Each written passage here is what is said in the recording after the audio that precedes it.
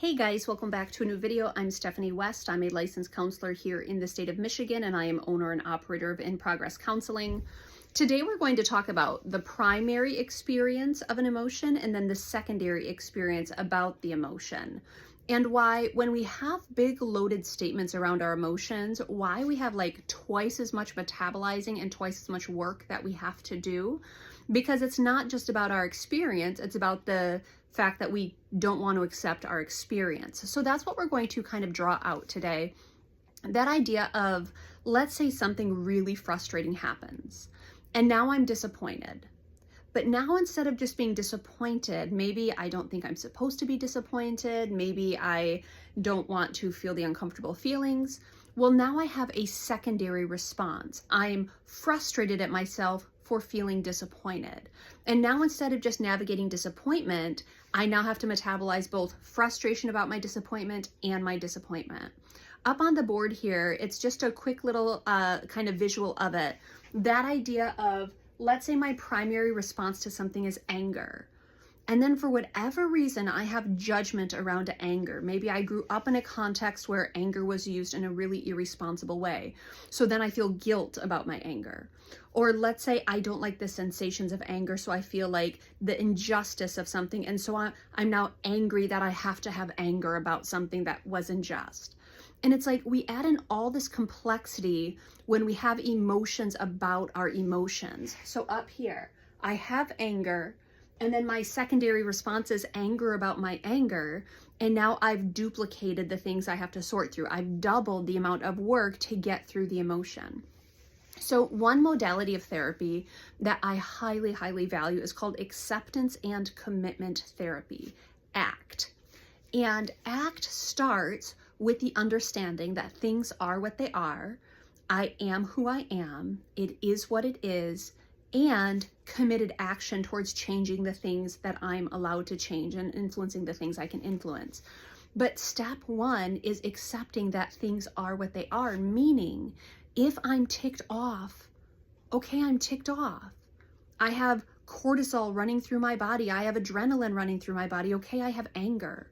Why do I have to turn it into a referendum on the fact that I have anger? So I want to talk about kind of experiencing emotions and not doing anything negative with them, not hemorrhaging them on other people, not using them irresponsibly, but what it looks like to feel our feelings and why that's such a valuable, valuable skill set. And I might have shared this story before, but several years ago, I took swimming lessons. No, as a teeny tiny tyke, I never had access to that. And so I'm 35 and I'm holding my breath for the first time underwater and I'm terrified for my life, right? Well, about 3 sessions in, so we had an hour, another hour, and then the third week we have our third hour. So I've known these humans a grand total of like 2 hours and 17 minutes by this point. And I walk in, and for whatever reason, that Friday, I woke up with so much agitation. I don't know why. There wasn't a precipitating event. Maybe it was just a compounding taxation of life is hard. So I woke up and I was just grumpy. And so I show up to swim lessons and there's this gal, Linda, and Linda is like, hey, Steph, how are you? Well, I wasn't going to say I was fine because I wasn't. I was cranky as all get out. And I said, you know what, Linda? Honestly, I want to tear someone's face off right now. I'm not going to though. Linda, what I'm going to do is I'm going to get into the pool and I'm going to exhaust myself. And then I'm going to go home and I'm going to eat an indulgent snack and I'm going to take a nap. And she looks at me and she was like, and then she turns and she said, Steph, I'm having a bad day too. And remember, just moments ago, she's smiling like, hey, how are you? And then she started to talk about the fact that she had just driven 75 minutes that morning to get to swim lessons. She was on the east side of the state, taking care of a beloved family member who has an Alzheimer's diagnosis. And all she wanted was a couple hours in the pool because she's been really practicing this skill. And I was like, yeah, join me in this. Life's rough right now. Now, we're not going to do anything about it. We're going to get in the pool. But yes, join me in the space of no, not everything's fine. And it's okay that not everything's fine. When we show up as we are, it gives other people permission to show up as they are. It's this beautiful gift. Now, there will be people that are like, Steph, that's horrifically inappropriate and how uncomfortable. And I'll be like, well, I'm sorry they were uncomfortable. I didn't lash out at them. I didn't take them,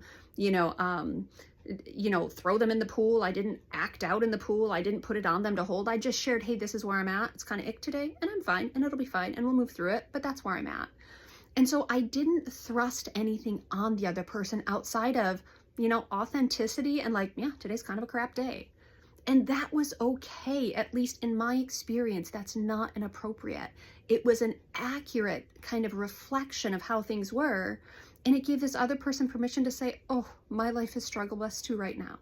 And it's like, that's okay. We can go swim together and have hard lives together and get out and go about our day. That's fine. But accepting it was key, because if I walked in there and I'm like, I'm fine, it's fine. And inside I'm like, Steph, you're such a moron, keep together. Why can't you just? Now I have twice as many emotions to sort through. So it's like, you know what? It's a hard day. It's okay that it's a hard day. I'm going to take a nap. I'm going to eat a snack. I'm going to do my swim lessons and maybe it gets better. And sometimes that's just okay. Acceptance is a key piece of holding your emotions responsibly. If it's a dismissal of emotions, a suppression of emotions, an ignoring of emotions, a lashing out because of emotions, irresponsible, not great, not always helpful, typically not healthy.